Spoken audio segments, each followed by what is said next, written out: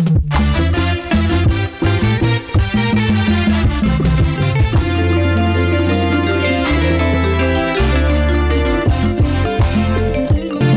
Satana ayebaki kufa na Yesu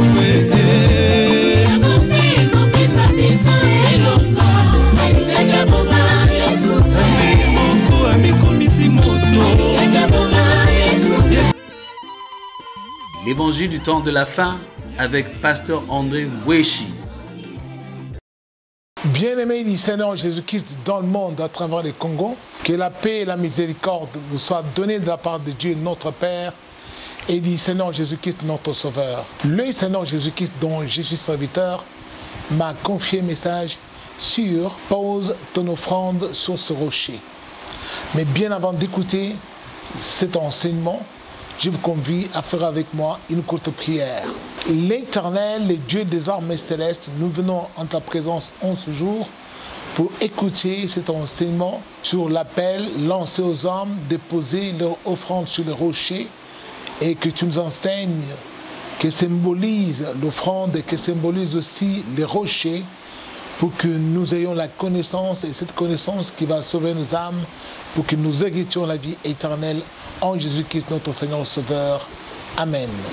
Cet enseignement se trouve dans le livre des Juges dans l'Ancien Testament, au chapitre 6 du verset 17 au verset 24. Gédéon lui dit, « Si j'ai trouvé grâce à tes yeux, donne-moi un signe pour montrer que c'est toi qui me parles. Ne t'éloigne point d'ici jusqu'à ce que je revienne auprès de toi, que j'apporte mon offrande et que je la dépose devant toi. » Et l'Éternel dit, « Je resterai jusqu'à ce que tu reviennes. » Gédéon entra à préparer un chevreau et fit avec un ephah de farine de pain sans levain. Il mit la chair dans un panier et le jus dans un pot. Il les lui apporta sous les trabentes et le présenta. L'ange de Dieu lui dit, « Prends la chair et le pain sans levain, pose-les sur ce rocher et répand le jus. » Et il fit ainsi. L'ange de l'Éternel avança l'extrémité du bâton qu'il avait à la main et toucha la chair et le pain sans levain.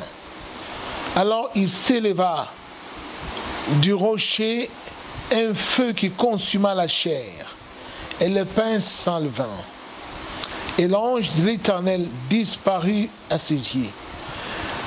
Gédéon, voyant que c'était l'ange de l'Éternel, dit, « Malheur à moi, Seigneur éternel, car j'ai vu l'ange de l'Éternel face à face. » Et l'Éternel lui dit, « Sois en paix, ne crains point, tu ne mourras pas. » Gédéon bâtit là un autel à l'Éternel et lui donna pour nom l'Éternel paix. Il existe encore aujourd'hui à Ophra, qui appartient à la famille d'Abiezer.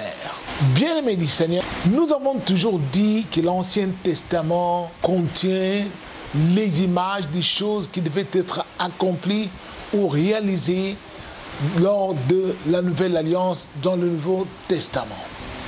Aujourd'hui encore, comme nous vous enseignons d'habitude, et nous disons que la Bible contient des images symboliques par lesquelles Dieu enseigne aux hommes. Et là-dedans sont cachées des grandes révélations. Aujourd'hui, nous allons parler de cet enseignement sur « Pose ton offrande sur ce rocher ». Alors, revenons à l'histoire. Ici, il s'agit de Gédéon. Vous vous souvenez de ces Gédéon, comment, dit-on, où Israël fit ce qui déplaît à Dieu, comment Dieu le livra entre les mains de Madian, et Madian venait piller tout le pays, et Israël était malheureux. Alors, quand Israël était malheureux, ils se souvinrent que leur père avait un Dieu qui était un Dieu puissant, l'Éternel des armées. Ils commencèrent à pousser des cris, à pleurer devant le Seigneur pour que le Seigneur leur vienne au secours. Dieu leur envoya un prophète pour leur dire, si vous avez tous ces malheurs, c'est parce que vous m'avez abandonné, voici, vous êtes tournés vers d'autres dieux. Et c'est dans ces circonstances que Dieu leur envoya un ange qui apparut à Gédéon. Et il dit à Gédéon, voici tu es un vaillant héros, va délivrer le peuple d'Israël. Et à Gédéon de s'exclamer, comment si je suis vaillant et si Dieu est avec moi, et nous sommes aussi esclavagisés par les Madians. Et là, le dialogue continue jusqu'à arriver au point où nous avons lu, où Gédéon dit à l'ange, si vraiment j'ai trouvé grâce, ne t'éloigne pas que je vienne avec mon offrande te l'offrir. Mais nous allons constater que quand Gédéon apprêta son chevreau, fit des pains sans levain, apporta le jus de raisin, l'ange ne prit pas cette offrande entre ses propres mains. Mais plutôt, l'ange lui indiqua un rocher qui était à côté, et l'ange lui dit, pose ton offrande sur ce rocher. Et c'est quand Gédéon obéit et mit son offrande sur ce rocher, l'ange qui avait un bâton toucha l'offrande sur le rocher, et du rocher, un feu se déclencha, et l'ange disparut aussitôt et monta au ciel. Et c'est alors Gédéon s'exclama, malheur à moi parce que j'ai vu l'Éternel. Alors nous allons voir cette offrande qui constitue-t-elle et les rochers, que signifie-t-il? Mais bien avant d'expliquer cela, curieusement nous allons nous apercevoir qu'un autre homme aussi, du nom de Manoah, toujours dans le livre de Juges au chapitre 13, lui et sa femme qui était stérile, qui n'avait point d'enfant, alors un jour, alors qu'il était allé au champ, sa femme qui était restée seule à la maison, un ange lui apparut. Il dit à cette femme, voici, tu vas concevoir, tu auras un enfant, mais cet enfant, il ne faudra pas que le rasoir puisse pouvoir couper ses cheveux, toucher son corps, parce qu'il sera consacré à Dieu dès le ventre de sa mère. Et toi, la femme, tu ne prendras ni boisson enivrante, ni liqueur forte. Alors quand cette femme de Manoah rapporta ces paroles auprès de son mari dit, comment cet homme avait quelle allure? Et la femme dit, il avait l'allure et l'aspect d'un ange, il était effrayant. C'est alors que Manoah fit monter sa prière à Dieu et dit à Dieu, Seigneur, je voudrais que tu envoies encore cet homme pour qu'il vienne nous enseigner de la façon dont nous devions nous occuper de cet enfant naître, parce qu'il y a beaucoup de prescriptions que tu as recommandées. C'est dans cette optique que Dieu, ayant entendu la prière de Manoah, le Seigneur fit retourner l'ange un jour que Manoah était encore absent et que la femme était assise au champ. Vous allez lire cela toujours dans ce livre de Juges au chapitre 13, comme je dis. L'ange lui apparut et la femme vit que c'était l'ange, le même homme qui lui avait parlé. Elle courut appeler son mari. Quand Manoah arriva, elle dit à l'ange, est-ce que c'est toi qui avais parlé à ma femme l'autre jour? Et l'ange lui dit, oui, c'est bien moi. Vous allez observer tout ce que je vous ai enseigné. Et puis, que la femme s'abstienne de tout ce que je lui ai prescrit. Il ne faut pas qu'elle prenne de boissons enivrantes ni d'alcool, de liqueurs fortes, parce que cet enfant sera consacré à Dieu du ventre de sa mère, et c'est lui qui va délivrer Israël. Alors Manoah fit la même chose, dit à l'ange, et il posa la question d'abord à l'ange, mais quel est ton nom? Et l'ange lui dit, pourquoi demandes-tu mon nom? Mais je te dis tout simplement que mon nom est merveilleux. Il lui dit, c'est pour que je t'offre une offrande. Et l'ange lui dit, non, tu ne dois pas m'offrir à moi l'offrande. Si tu as une offrande à offrir, tu dois l'offrir à l'Éternel. Et c'est ainsi que Manoah, lui, à son tour, a prêté aussi un chevreau, fit l'offrande, fit des pains sans levain, il les apporta, et l'ange lui indiqua aussi, là, à côté, un rocher. Et Manoah y mit son offrande, et l'ange, du bout de son bâton, toucha l'offrande, et un feu se déclencha du rocher. Et quand la flamme montait au ciel, l'ange monta aussitôt au ciel dans la flamme. Et Manoah eut peur et dit à sa femme, nous allons mourir parce que nous avons vu l'Éternel face à face. Mais sa femme lui dit, non, si Dieu avait voulu nous tuer, il ne nous aurait pas envoyé un ange. Bien-aimé, dit Seigneur, sur ces entrefaites, nous allons maintenant entrer en profondeur. Quel est ce rocher qui déclenche le feu? Quand on y pose des offrandes, le rocher déclenche le feu. Et les rochers, c'est quoi? Dans la Bible, quand vous ouvrez dans le livre de 2 Samuel au chapitre 22, là, le roi David dit, l'Éternel est mon berger, il est ma forteresse, il est mon libérateur. L'Éternel est mon rocher en qui je me confie, où je trouve mon asile. Et quand vous allez au verset 32, là, David dit, qui est l'Éternel si ce n'est le rocher? Et qui est l'Éternel si ce n'est notre Dieu? Et qui est Dieu si ce n'est le rocher? Alors, David explique tout cela. Donc, les rochers que l'ange indiquait, qui étaient à côté d'eux, mais que Manoah ne savait pas que c'était la présence de Dieu à côté de lui, et que Gédéon non plus ne savait pas que c'était la présence de Dieu à côté de lui, les rochers des siècles, que la Bible appelle l'Éternel, qui est le rocher d'Israël. Les rochers, c'est tout simplement la présence de Dieu à côté des hommes, mais que les hommes négligent et veulent se tourner vers les hommes, d'autres hommes, pour chercher à leur présenter un culte, à la place de présenter un culte à Dieu.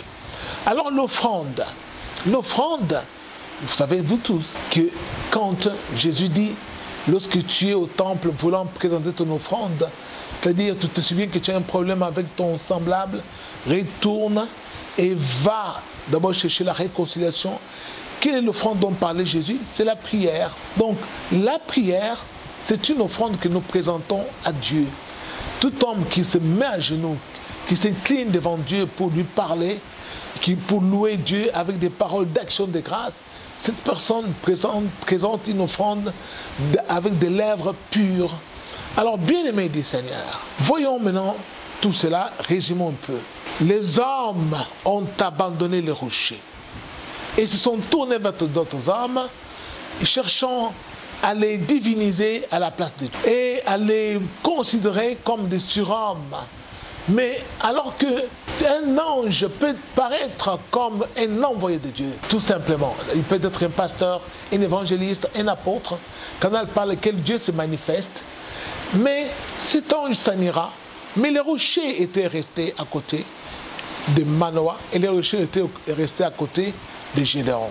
Les hommes, canal par lesquels Dieu se manifeste à nous, ont une durée de vie limitée. Mais nous avons tendance à les considérer comme des demi-dieux ou comme des dieux, au point où parfois on cherche à leur vouer des cultes à la place de Dieu.